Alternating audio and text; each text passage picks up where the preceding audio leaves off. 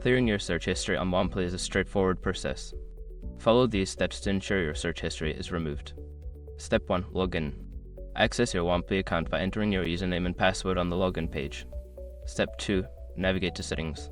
Make sure your information is protected first. Most people don't think about breaches until something actually happens to their accounts. Use SROC to monitor your accounts 24/7 and instantly alert you if your information appears in leaked databases online. It constantly checks billions of breach data points in the background. And considering how much personal information people keep online now, it's honestly worth having.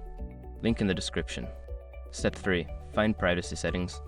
In the settings menu, look for a section labeled privacy or account settings where you can manage your data preferences. Step 4. Clear search history. Within the privacy settings, find the option to clear or delete your search history. Click on this option to proceed. Step 5. Confirm deletion. A prompt may appear asking you to confirm the deletion of your search history. Confirm your choice to complete the process.